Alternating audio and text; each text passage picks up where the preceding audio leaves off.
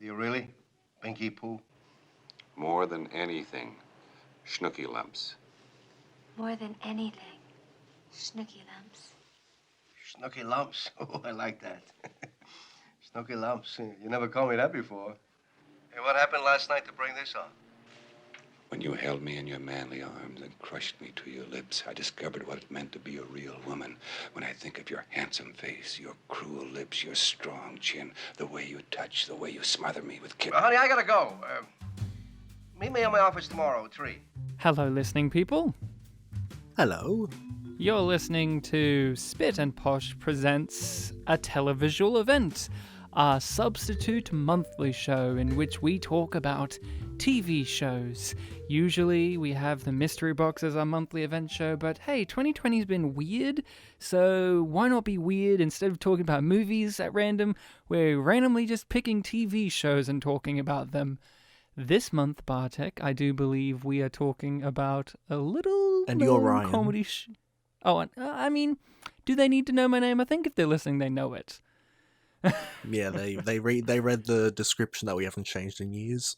The show we'll be talking about this month, Bartek, I do believe is a little-known comedy show called Police Squad.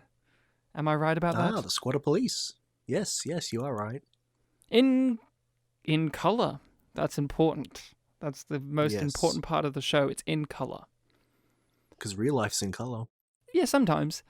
But this is a TV show, American TV show, 6 episodes, which is very odd considering it's an American show. 1 season. But Bartek, what's the important thing people should know about this show if they have not seen this show or heard of it before? If you haven't seen this show before, perhaps you've heard of a trilogy of movies called The Naked Gun, which this is which the movie trilogy is adaptation of for this show. A continuation and adaptation. I mean, the first Naked Gun movie even has Police Squad in the name. Because it it's is the full Naked title, Gun, isn't it? Files from Police Squad. Yeah. So, this is the show that kind of is the roadmap for that trilogy of movies, isn't it? Yes. A lot of gags, a lot of characters, a lot of sequences that appear in this show would later be adapted, expanded, changed, altered for those 3 movies. But this show also has a lot of stuff that those movies didn't touch. Isn't that right? Yes. So, Bartek, let's talk history with this televisual event. This is really one of those TV shows that the title really matches, because this is like a weird little oddity of a show to begin with, because it is an American show, 1 season, 6 episodes, got cancelled before it could become the greatest thing ever. It feels like a British show in that way. But what is your relationship with this show? Seen it before? Heard of it before? What is it? I definitely watched the Naked Gun trilogy before even hearing about this show. So I always had this weird idea in my head of like, so how closely related is this Police Squad show to the Naked Gun trilogy? And evidently very much so. So it's always been something that I've been meaning to check out, because I really find the trilogy of movies very funny. So you haven't seen it before, until now? No, not until now. So now you've seen it, and Mm-hmm. what's your general impression of it? I really enjoyed it. It really does feel a lot like the movies. It didn't feel like they changed too much in terms of the comedy. Obviously, there is a big difference in terms of like the length of an episode versus the length of a movie, and how much, world building you have within the one entry. But it was really interesting seeing like a bite-sized version of the movies. Times 6. Now, I grew up with this show. I got given the DVD of it when it first came out on DVD. So for me, nice. the Naked Gun movies and this show are kind of familiar to me in the same level. In fact, I have a hard time separating them. And if anything, I got to be honest with you, Bartek, I've probably watched Police Squad more than the Naked Gun movies. Isn't that crazy to think? Mm. So I know a lot of the ins and outs of the show and, the movies too, but I, weirdly enough, when people talk about the Naked Gun movies, like yourself, with this affection and reverence, I'm just like, oh, but dude, the show, though, the Police Squad show was amazing. And I've always been that kind of odd one out because a lot of people have seen the Naked Gun movies and seen, other products like Airplane and so on and so forth, other Leslie Nielsen related media as well. But rarely have I met other people who have sat down and watched this show or even heard of this show.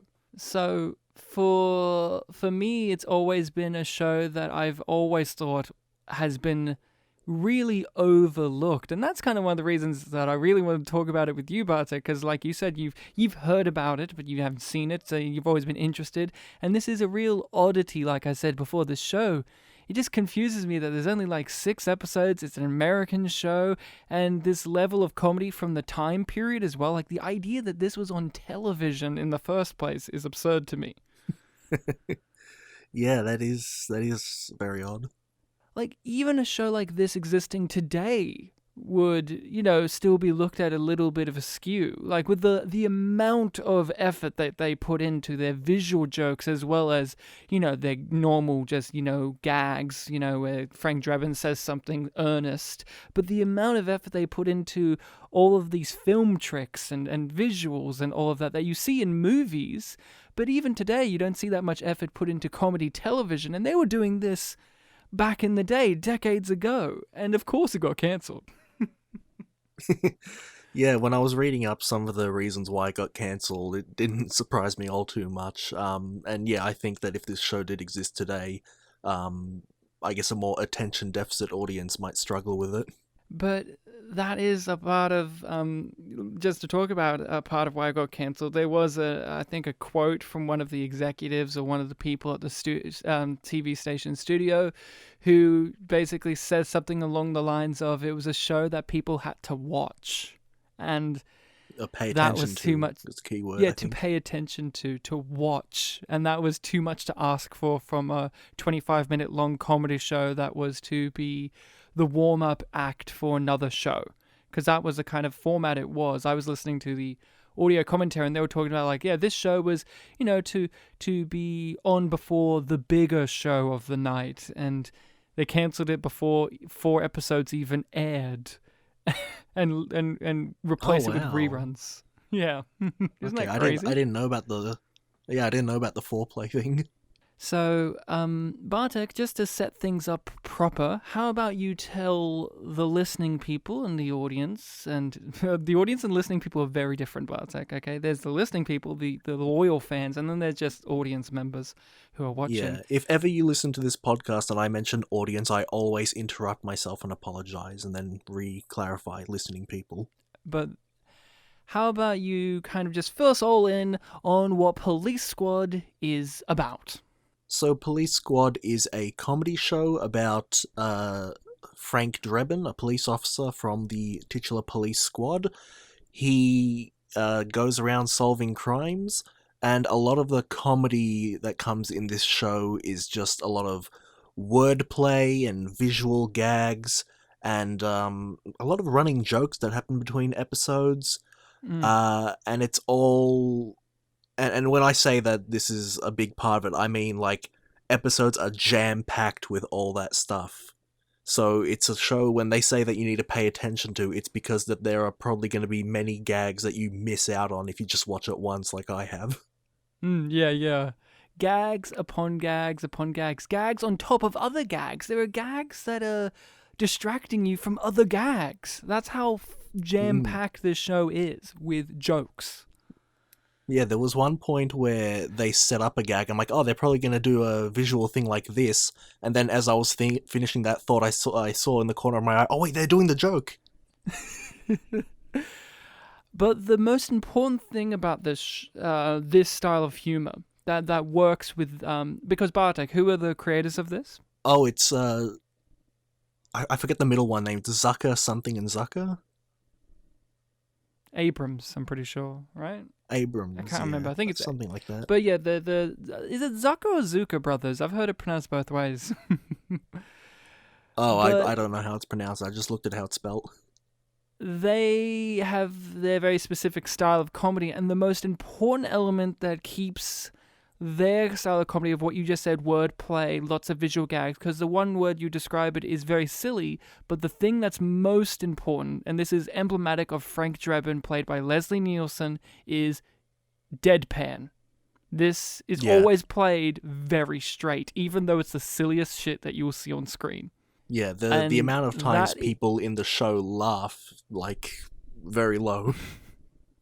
Exactly, and they're never playing it for comedy. These actors or the visuals. It's like this is an old 1970s cop procedural show with how straight laced they're playing it, but you have crazy nonsense in there, just absolute nonsense that just you can't believe that the way it's shot and the way that they're performing it, and even the script with their dialogue.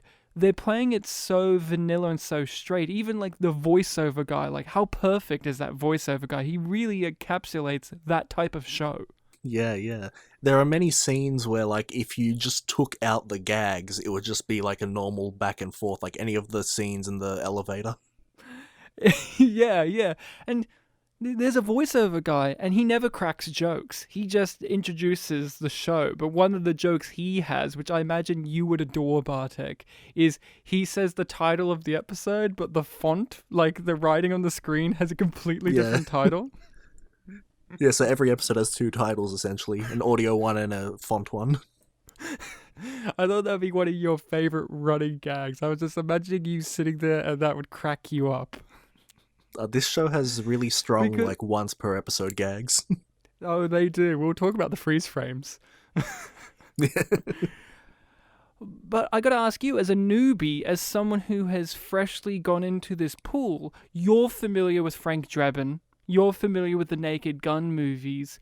How was it to see this characterization of the movies? This is before. How did it feel? Was it familiar? Was it unfamiliar? Was it weird? Was it great? What was your general feeling? Yeah, I'd say weird and great, both those words fit.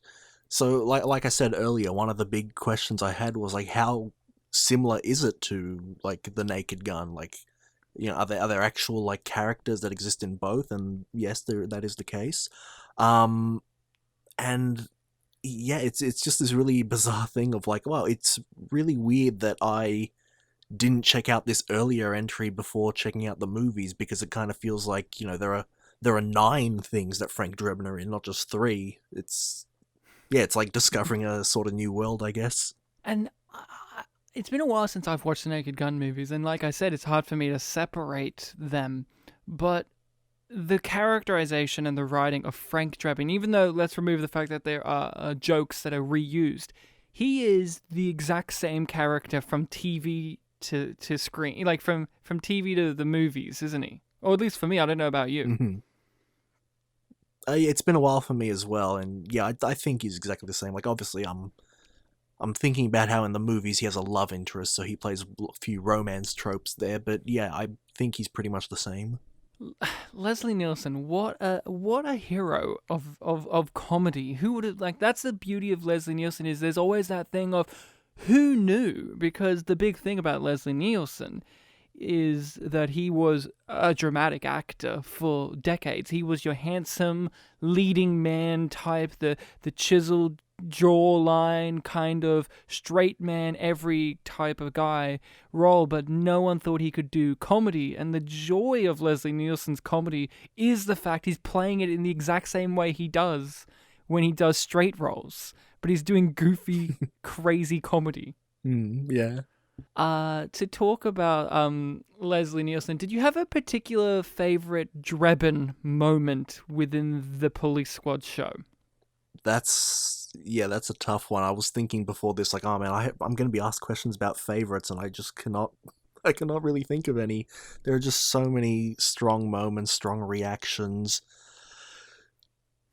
if you've got one, maybe give it first while I have some more time to think. Well, one of my favorite Drebin moments is in the first episode, which is almost my favorite episode, that very first one. But one of my favorite moments is when he goes into this one-sided conversation when they're interviewing the widow of a victim, and he just goes in this whole monologue where he's talking about how he lived with a guy one time and he got persecuted for it, and then, they chased him out of town like a common pygmy, and then, he found a woman, got married, had 3 kids, never really cared for her, though. And that whole thing going on with Frank Drebin in that one scene is what I always think about Frank Drebin, because in the movies and in other episodes in the show, you get this weird idea that Frank Drebin is this sad, tortured pervert.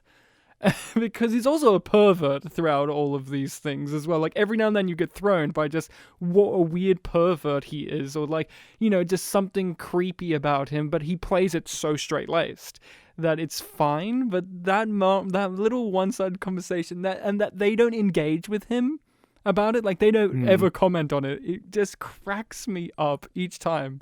And the cherry on top is when he demonstrates his story by being like, I lived with his son for a while. It wasn't the same. Can't go back. Yeah, the very odd sentimentality that no one reacts to. That's great. Anything coming to mind for you? I don't know if this is a favorite, but the one that I just kept thinking about while you were talking there was when he was, which episode was it? It was the one where, it was the locksmith episode where he entered the woman's apartment and was telling her what to say on the phone. And he had to play it as if I'm giving the script for this woman who's in love with the guy she's talking to. And then eventually he goes on this really long tangent, well, not tangent, but he's giving her this whole monologue that she has to say that goes way too deep into I guess perceived sentimentality on her part for the lover. And it goes on for so long that the guy just continues the conversation with her. He's like, actually, I have to end this, by the way. No, Bartek, the word tangent was completely correct for that moment, because I saw that moment too as another weird, tragic moment for Drebin, because I think that's his perception of men, because he's talking about it, again, from loving a man, and we've already had that throughout the other episodes, including especially the one I just mentioned, and I just love that they have that just casually dropped in there. And it's just so odd. I loved that scene too. The classic schnooky lumps. Yeah. You was talking before about that you weren't too sure if there were going to be characters that were from the show that transferred over to the movies, and if there was going to be some sense of a continuity within that. But were you surprised that they had a sense of continuity within this show itself? Yeah, I'd say so. Most episodes ended with a summary of all the main criminals that they'd arrested. Yeah. What about the final episode where it just cuts to him at the beginning and he's like, I'm driving such and such, the boxer's wife, home. And she's just sitting there and she's from that second episode or whatever. And it's like, why is this happening? Yeah. Yeah, when that happened, I was like, is that the lady from the second episode? I can't remember. And then he said, it's that boxer's wife. With the characters that do stay from the show to the movies, obviously there are some we have to talk about that got recast from the show to the movies. His boss, and of course Nordberg, or Norberg as they call him in the movie. I can't remember. One of them he's called Nordberg, and the other one he's called Norberg. But I think in the movie they add the D, which is interesting. How do you feel about that? Because you are attached to the movie versions of those characters. How was it to see other interpretations of them? And do you have any attachment to these interpretations? Did they kind of sway you, or are you still attached to the movie ones? Truthfully, I don't quite remember Ed in the movies, so I can't really speak on that one. The guy in the show, though, I think did a really great job. He worked well with Leslie Nielsen. As for Nordberg, I think I do kind of prefer the movie version where they got Orange Juice Man to play him. You mean OJ the murdering man? Yes, if he did it. If he did it, that's right. The glove doesn't fit. If the glove don't fit, you can't quit. I do not agree with you. I prefer the one in the TV show because to me, he has a character. He has more nuances. OJ's just kind of like, his whole shtick that I remember mainly is he gets injured a lot. Mm-hmm. Well, Norberg in the show, he has a goofy quality about him that I immediately love. He has such a dumb face to begin with, and he gets a lot of stuff to do in every episode he's in. He gets the putting the tap on the phone gag. He gets a lot to do in the locksmith episode. He gets a bunch of fun stuff to constantly do that elevates him into a character that I find a little bit more than the OJ one from the movies, from which I primarily just remember he just got injured a lot. Which is fine. Is true. Was that? No, I just agreed with you. Oh, good. I don't want a disagreement here.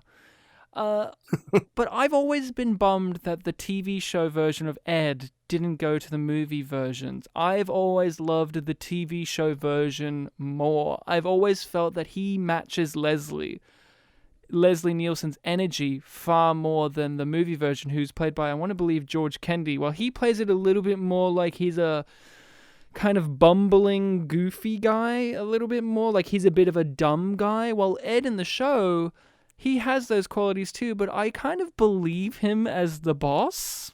I don't know about you. No, I believe him totally as the boss. And I just love that the opening credit sequence. His opening credit sequence is amazing, where he's just walking to the office, the guy's on fire, and all this kind of crazy nonsense.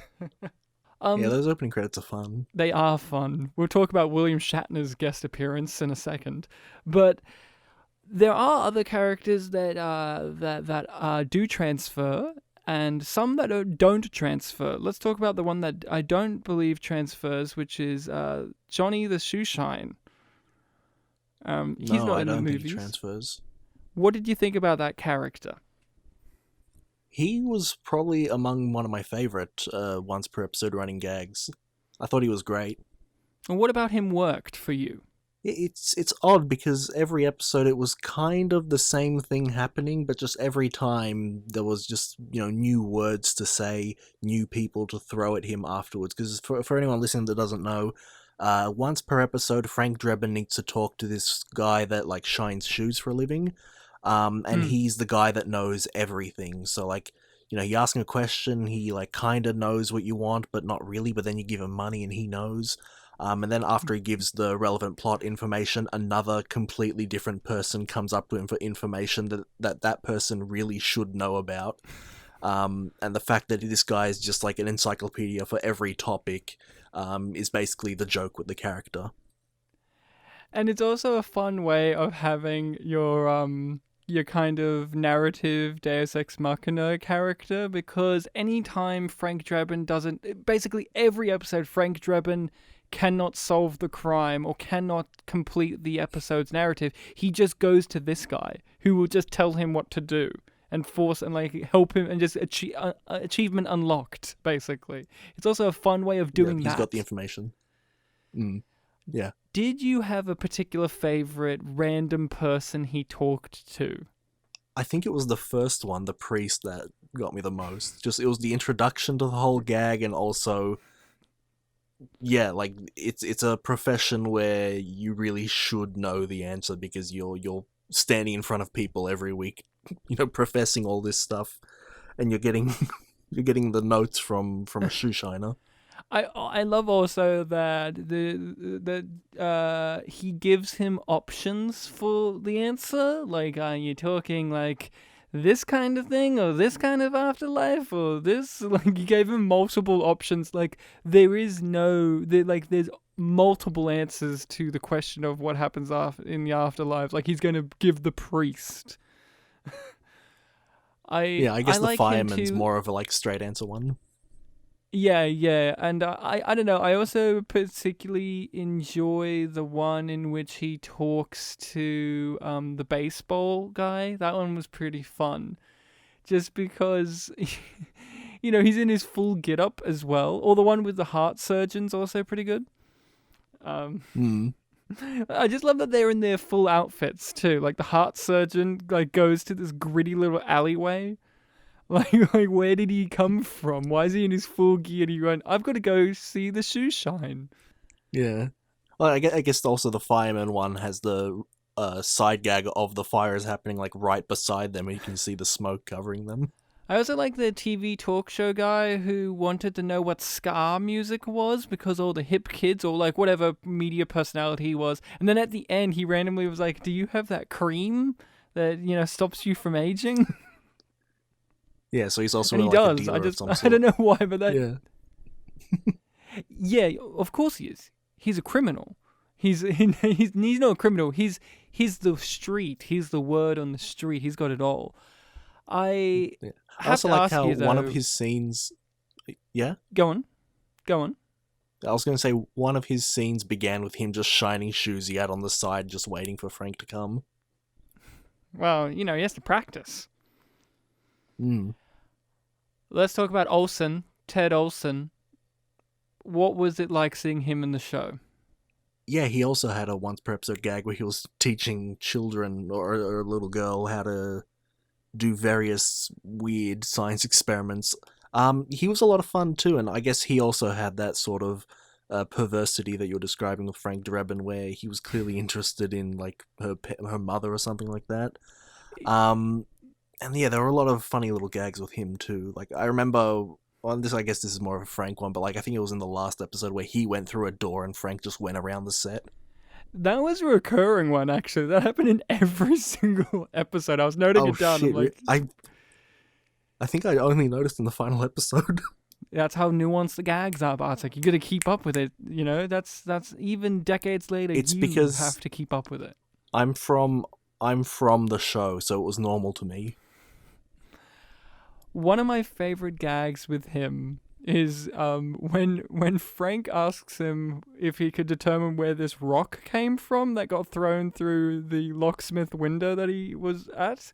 And he goes to this giant scientific explanation of like, well, Frank, billions of years ago. And he just explains how rocks got made. And then the dramatic sting music happens at the end. Like, that was a big revelation of information like he had in every other episode. Like, at the end of every episode, like, at the end of every scene in every episode, he has some, like, this is what it is. And you have that dramatic sting. And it's always pointless or useless. But that one cracked me up the most because of just how silly it was, but then also that gag got paid off by the gangsters later in the same episode when they get asked about it and they start to go in the exact same spiel about it. Yeah, I was going to say it had a callback later. It was one of those great ones. I also liked his little experiment he was doing with, because it wasn't just a little girl. There were multiple different children. Like there was a little boy and there was a little girl. Like there was one where he asked the little boy to bring back those magazines he found underneath his dad's bed.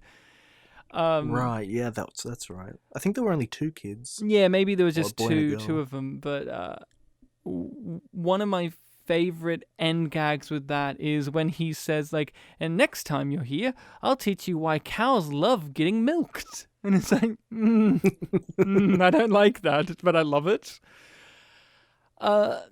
Now with the show, was it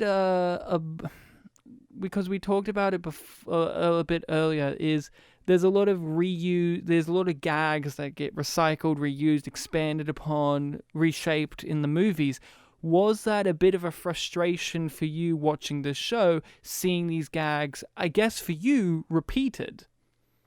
It's been quite a while since I've seen the movie, so to an extent it was kind of fresh to me. It felt less like I've seen these gags before and more like, oh, these gags were made by the same people, so yeah, it wasn't any issue for me. Fair enough. It's never been an issue for me, obviously. I understand I've always understood the reasoning as to why. Like, you can't, minus points off this show for having gags that were used later in a more popular version of this. This is the setup of it all. This, they didn't realize that it was going to make a trilogy of movies. This show's kind of one of the most ultimate success stories, isn't it, Bartek, when you think about it? It was a show that got cancelled, not even all of its episodes got to air, and then, it became one of the most successful trilogy of comedy films ever made. Yeah, and according to the trivia, even when it did get cancelled, the people that were making it were kind of relieved that it got cancelled. Yeah, I was listening to some of the audio commentaries on the DVD I have, and they were talking about how TV is a very different medium. They're very much from stage background and from film, and they didn't understand how to, make stuff for television, and they were trying to figure it out. And one of the big problems that they had is with TV, you're handing it off to different directors, and these directors don't always get their style, or they don't know the flow of their jokes, or when you're on a film, say like they were talking about Kentucky Fried Movie, which is a film these guys also did, a film that we both like. When there were different segments being directed, it's a different dynamic because there's a lot more time to discuss how they want these things or how to improve these things with the director and the filming. But on TV, everything's, it's a lot of time pressure. So they have to deal with these directors, and they're talking about that. And I find that interesting because when you're watching the show, Bartek, I imagine that's something you're not thinking about. Yeah, not as much, no. Joe Dante directed 2 of the episodes, Bartek. You know Joe Dante. I think we've done 1 or 2 of his movies on the show thus far. We did Small Soldiers. Small Soldiers, right? Yeah, we did Small Soldiers. And, of course, Small Soldiers had the actor Dick Miller in it, who is a constant staple of Joe Dante's work. And he was in Police Squad. He was in the final episode. He was the thug club owner guy in the comedy. Yeah. So, Dick Miller confirmed. Now, with there was Dick. With Police Squad, there are those repetition of jokes that there are running gags that are throughout the 6 episodes.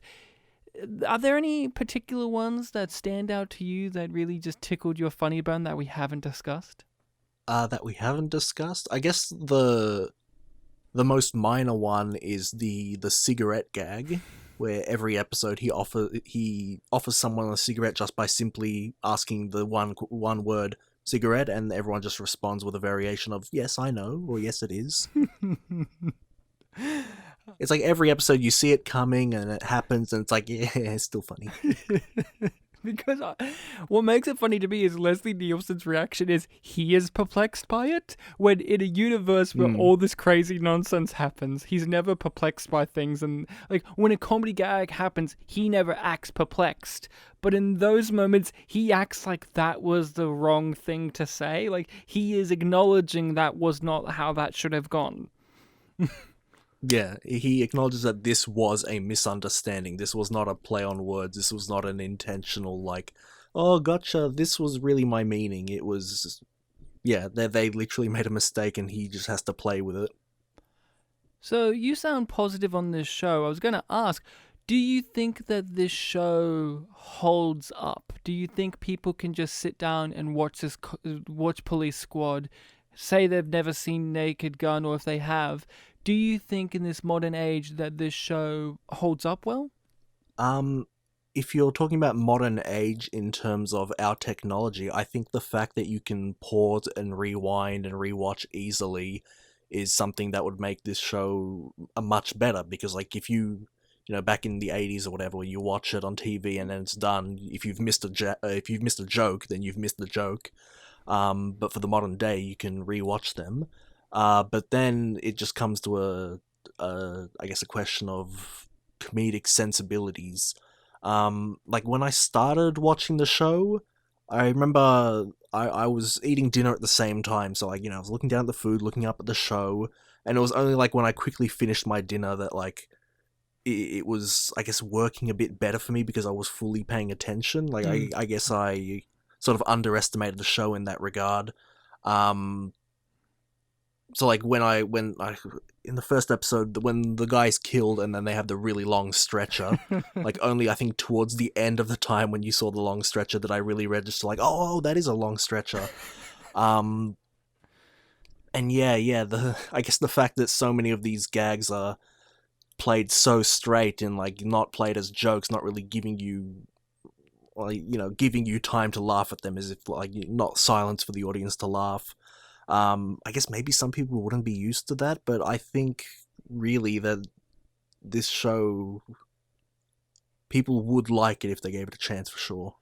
I love the fact that that police squad in color can still work today and can still be a show that requires your full attention. We are in the golden age of television, the prestige age of television, but that doesn't necessarily fall into comedy necessarily. Like, there's a lot of comedy shows I love, don't get me wrong, that are currently on the air, but do those comedy shows have the amount of effort or the amount of energy or the amount of attention one needs to give them that this show did from back in the early 80s? No. And that is so fascinating to me that all these decades later, that Police Squad can still be a show that requires your attention. And I believe that for some people that's going to be quite annoying, especially because your attention is going to be focused on what are very dumb gags. That's the thing, they are unabashedly dumb. The let's throw the mime through the window gag is so silly and so fun. Or, lots of silly things like, cover me, Frank, and then Frank just throws his coat over him so he can't see. And I can imagine some people being like, oh, I'm having to focus my attention on what is basically kindergarten humor because these guys, Airplane, Naked Gun movies, so on and so forth, Top Secret, Kentucky Fried Movie, there are lots of people who love that type of humor like we do, but there's also detractors because it is very silly humor. And I think that some people, if they're not into that, this show isn't going to help because this show's also demanding your attention, which is a lot to ask. But I think it's worth it. I think that this show still has so many gags that are genuinely gut-busting in how hilarious they are.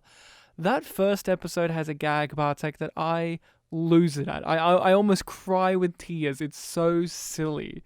Which is, in the first episode, he's trying to figure out who murdered this guy at the bank, and it finds out like it's what is she? She's a secretary at the bank or something. A secretary or a teller or something like that. Yeah. And there's this running gag that she needs money for an orthodontist and all that, but at the end, Frank reveals that he knows that she's the one who did it, and he goes through her background information, being like, no, your name didn't pop up in our records, but such and such did, but she was a redhead, and he rips off her blonde hair and it's a wig, and underneath that wig is another wig. It's a big redhead wig, and then he rips it off. It's like, but before that you were this, and it just keeps going and going, and it's like, before that you were a backup singer for this, and she has a big afro. But what cracks... Yeah, Aretha Franklin. What cracks me up is when she counters, but did your records show that I was a Navy SEAL or whatever? And he goes, no. And then she rips it off and she's just got a buzz cut basically. But really short hair. But the joke that cracks me, the gag, it's so silly, is they get into a gunfight. But before they do that, she throws one of the wigs in his face and he reacts like it hurts. Yeah, like it's attacking him, like it's alive. Leslie Nielsen was an old 1950s B-grade actor. He was in Forbidden Planet. He can do the acting of that hammy, I'm being attacked! And he does it for when she just throws a wig on his face. And I lose it every time. I'm nearly in tears laughing because of just how childish it is, how silly, how nonsensical, and how wonderfully over the top he plays it. Yeah, I think the wig scene, or the multiple wig scene, was my favorite part of that episode. Oh, come on, Bartek. They were in Little Italy. With the background of Italy. Yes. One of my favorite stupid wordplay gags is Sergeant Takeaway and Booker, and then he just walks over and he shakes each one of their hands by going Sergeant Takeaway, Sergeant Booker. That was great. I love that as well. I have to tell you right now, Bartek, my favorite gag in this whole entire show, and I think it's the best gag out of all of their projects, out of Airplane, Kentucky Fried Movie, The Naked Guns, Top Secret, anything that these creators have done, including Leslie Nielsen. And he's not even in the scene I'm going to be talking about. My favorite gag, and I fell on the floor laughing at it. That's how good it is let's have a walk in the Japanese garden. And then they go outside, and there's just a bunch of Japanese people standing in pots. Like they are plants. Yep. And they're just standing there. There's an elderly one, there's a child, there's a few children. They're just standing there. I don't know why I lose it. And you have a crime. There was a reason they specified it was a Japanese garden. Yeah, and you have a crime take place there, and the Japanese people just stand there because it's a Japanese garden, and I don't know. I don't know how you reacted to that gag when it happened, but I could barely even talk about it because it's so hilarious. That's the funniest gag that they've ever created, in my opinion. I lose it. Yeah, I didn't piss myself, but I did like it a lot. Oh man, I would nearly piss myself at that one. I don't know, just the idea that they got these actors and made them stand in this fucking set and be plants. It's so stupid.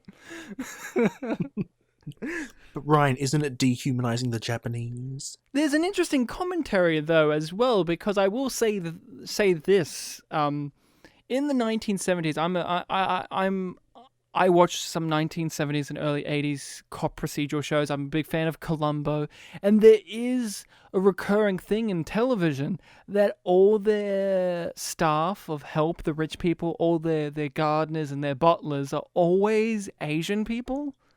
I don't know, it's just the times, man. Mm. And so when they walk out to, this rich white family, let's go walk in the Japanese garden. And they have the Japanese servants, because they're dressed in like formal attire and like servant gear, and there's like a maid and there's like little children, and they're the plants. It's just like, yeah, it's kind of like whether they were meaning to or not, and I don't think that so. I think they were just doing it as a gag. There is a weird little commentary on how TV just has, back in that time, just the dehumanization of Japanese people in particular being just the things that the rich people have and own. But I know they weren't thinking about that. They just had a word play and they were like, let's put this to screen. And I appreciate it. Do you have any particular gags that really stood out to you though? I keep thinking, and this was a minor one, and I think that's a great thing about this show, is that their gags are all over the scope of like minor gags to major gags. There was one where he was reassuring someone, I think it might have been the same episode, it might have been a different one, that they're gonna work to solve the problem. He phrased it as, Drebin phrased it as, they're working around the clock to do it, and just in the back there are policemen like, writing on pieces of papers surrounding a grandfather clock. Yeah, I noticed that one too. That was a good one. Oh man, this show has so many big comedic set pieces too, though. Like they have big comedy, physical or verbal set pieces, but I think what I really appreciate and what you appreciate too is just those little minor gags that are hidden beneath other gags. That you just go, look, the mime gag, that was hilarious. But what I think about in that episode is the Japanese garden, or the putting the tap on the phone, or these little moments of silly nonsense, or One gag that I don't know why it cracks me up is Frank, in one of the episodes, walks into the police squad headquarters and he says, I'm going to be working hard on this. And behind him, on their board of the map, is a World War II war map of the city where there's got like swastikas and ally symbols. I don't know. Yeah, I noticed that. I don't know why that's there, but it made me laugh. I remember there was one, and I can't remember if this is a part of the set in like every scene or if it was just in this one scene, when he enters the police squad main office area, and I looked on the door. Obviously, because we're on the other side of the door, the word police was reversed, but squad wasn't. Yes. Was that throughout the whole It was show? Or just infrequent, like one and that's scene? what made it great. Okay, because I only noticed It it in was- this one shot where I like purposely wanted to read it weird. We get to have the recurring fun visuals of him driving his car as well. And again, there's the pervert gag in the very beginning where he was talking about there's been a series of murder sprees where a bunch of supermodels have been found naked at laundromats. I was getting my laundry done at the time when I was called to this other case. And you're like, oh, okay, he was going there to look at the naked models. And then later in the episode, he has his laundry in the car, and he's like, I'm just returning from the laundromat. And you have the classic when he's driving, but there's someone else's hands, and then he like wipes his nose with his hand, and it's very silly. And then the hands on the steering wheel pass him the radio to call in, and lots of fun visual, appealing, silly nonsense gags. One of the ones that also cracked me up was when they're at the coroner's office, and in the background they're trying to jam this body in to one of the slabs, and they're just fucking it up brutally. Yeah, and it's especially loud. You can hear them struggling over the dialogue.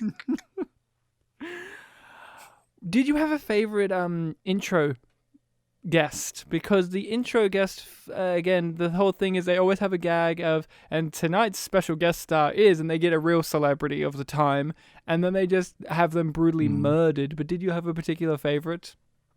I mean, you mentioned earlier in this episode, we'll get to William Shatner, but his one was pretty great. His is the best because his one defies the other ones, and then there's like no, he still does, because his thing is he's at like a bar or a club or restaurant having a drink. I think he's at a restaurant booth. Yeah, having a drink with a woman, and he's Shatner. You know, he's doing his we don't hear him talk really, but he's doing his Shatnerisms. Like, you know, he's got the hair, he's got the ludicrous mannerisms, and then machine gun fire happens, and he's dodging and ducking and weaving, and he shoots really quickly. But what I love about that is he shoots really he shoots like one, maybe two shots, and then he like does a little spin of his gun and a really over the top kind of reaction, smiles, has a drink of wine, and instantly is poisoned. They just hit his lips, and he's just like and like points at her and dies. And it's so wonderful because it's letting Shatner be over the top acting,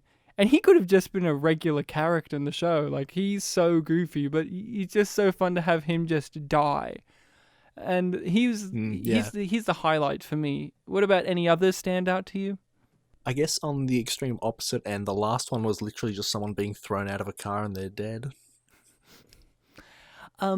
They had Robert Goulet get shot, and he would later appear in a police squad in a Naked Gun movie. I do believe he's an antagonist in one of the movies, in fact, if I'm not mistaken. I think the trivia said the second film, maybe? Yeah, I think he's the antagonist in the second film.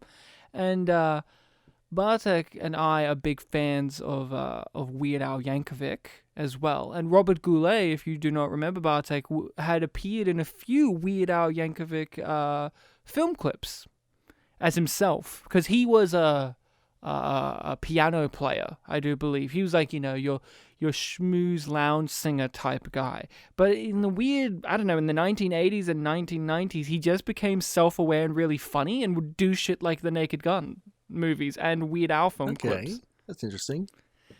I think he's in the Weird Al film clip where it's Weird Al's breakups. No, he's It's one of his like anti-love songs. The one where he's talking about how this One More Minute or the other You Don't one. Love Me Anymore, or something like Yeah, that. You Don't Love Me Anymore, and he's playing the piano and he gets his hands cut off when they slam the piano keys shut, and he gets his hands cut off and he's bleeding, and it's Robert Goulet. And it was fun to see him in the opening, and I listened to the commentary episode, and they're like, oh, and here's Robert Goulet, and they just talked about him like he was the nicest guy, and this is when we first met him, and we knew we wanted to work with him again. Isn't that nice to hear? Like, just a random That is nice, yeah. random thing. And then he was great in the Naked Gun movie. Yeah, the second one I want to say. It was just kind of nice to see that again. Did you have a favorite freeze frame ending?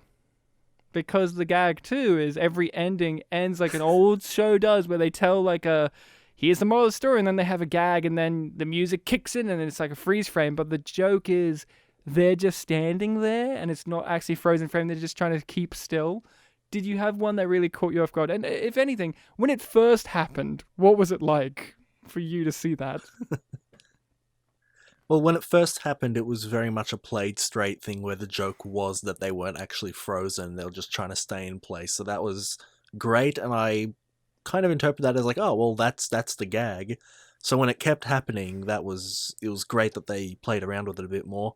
I think any of the ones where there's a character who isn't frozen is great. Like the one with Norberg, especially, when he wants to show them something, but he realizes, oh no, they're doing the freeze frame thing. I guess I'll freeze frame with them, and he can't really decide on what kind of pose to do. Yeah. That one was great.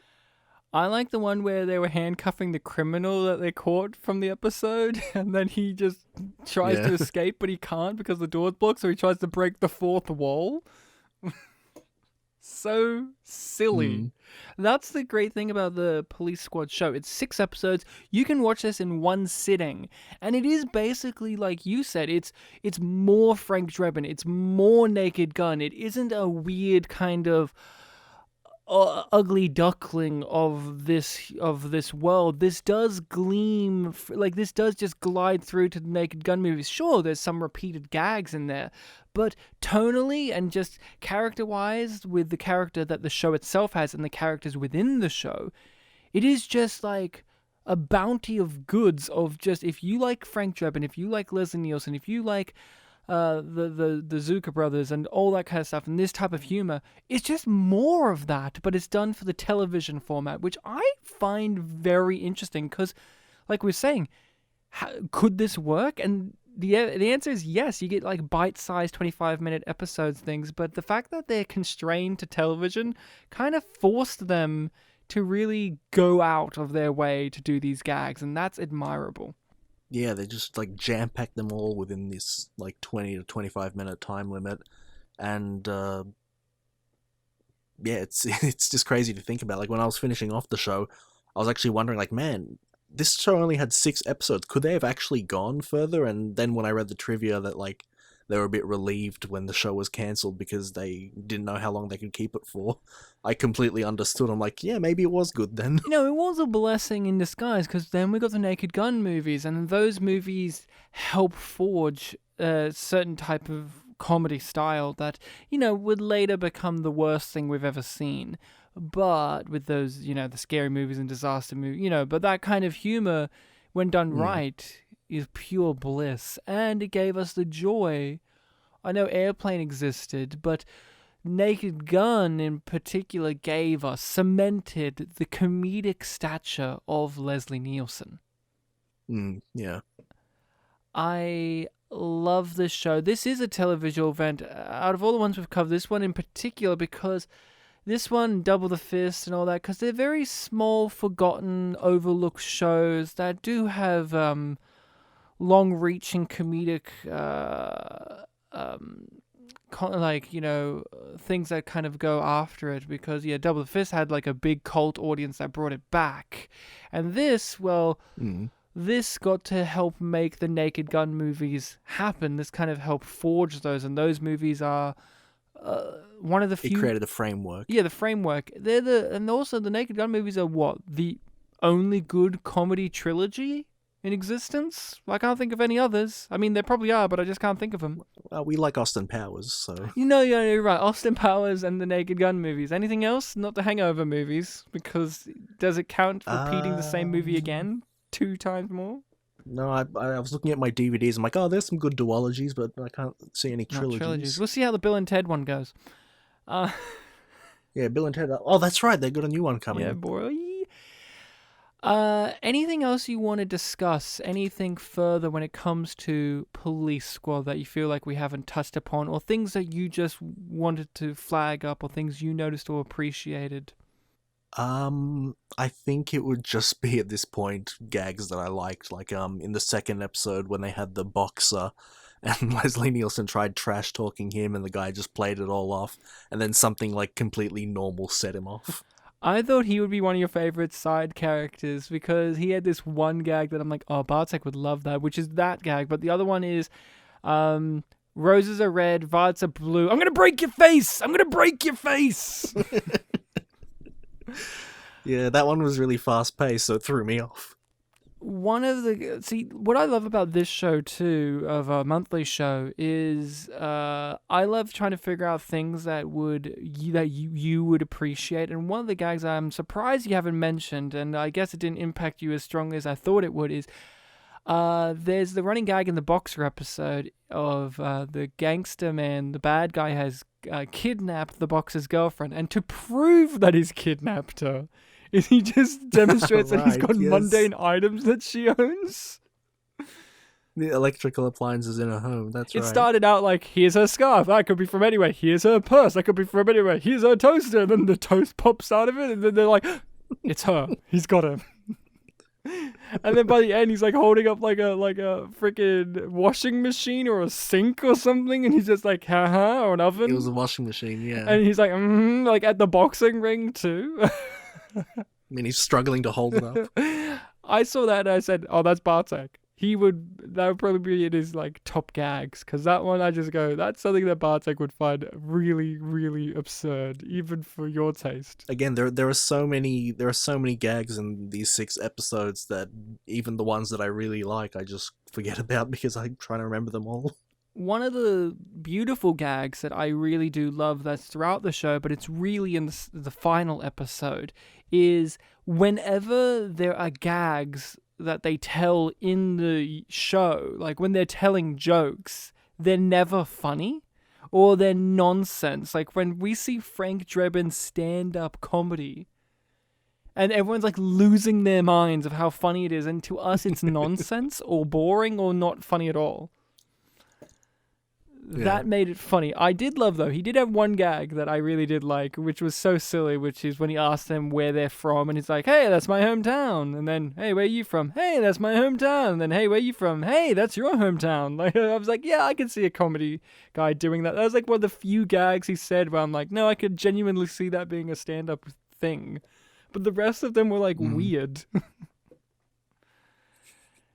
Yeah, and like, it started off being like, oh yeah, gentle laughs, but then like everyone got bigger and bigger laughs. I also liked with the Police Squad show, I think one of the beauties of it too is Frank Drebin is just he's just a regular, like, you get the feeling that this is all small scale. When the movies come, it becomes bigger, like, oh, here's the Queen, or here's this big thing, and Frank's like, the mayor knows him, and like, he's in the paper all the time, but in this, it feels like he's just like, this is a random corner of this comedic universe, and the rest of it's absurd. But in the movies, it kind of feels a little bit more like he is, because it's a movie, because these are movies, I understand, but he's like the linchpin of this universe. Like, no one is stupider than Drebin in the movies. Like, no one's as silly or as overblown. But in this show, it kind of feels like more so that it's the entire world, and he's just like one small corner of it that we are getting to visit for 6 episodes. Yeah, that is true. And I also like just the small scale nature of it. Like, oh, this episode's a rip on the Rocky format, and this episode's sending up this thing or this thing. Like, there's the one where it's like the butler did it, which is like the only whodunit episode, and it tells you in the title, and then at the end it's like, and it was the butler, and it's like, of course it was. Yeah, I guess the first episode was kind of like a Columbo, like how they done it or how they did it. Because they're always different too. Like, you know, there's this is the one where you have to pretend to be something. You have to go undercover and you have to do this. There is the classic gag. Just to talk about Police Squad, the show does have a legacy of its own, Bartek. One of the legacy gags that I've seen recycled on the internet, like people use images of it on the internet, is how did you get here? Who are you and how did you get in here? I'm a locksmith and I'm a locksmith. That one I've seen cycled around. The other one is I'm sorry, ma'am, we would have come earlier, but your husband wasn't dead yet. That one I often see get used as like a classic Drebin line, but it's always from the show. I don't think that one's used in the movies, but when there's like a highlight reel or when people mention famous Drebin lines, that's always up there, and they always show the one from this show. So this does have a legacy, whether or not people fully realize that this is from the show, because I think sometimes people see a funny Leslie Nielsen image on the internet and they're like, oh, it's from the Naked Gun movies or Airplane. But sometimes they're actually from Police Squad. Bartek, just to tickle your weird comedic funny bone, there's a website online in which they have an image.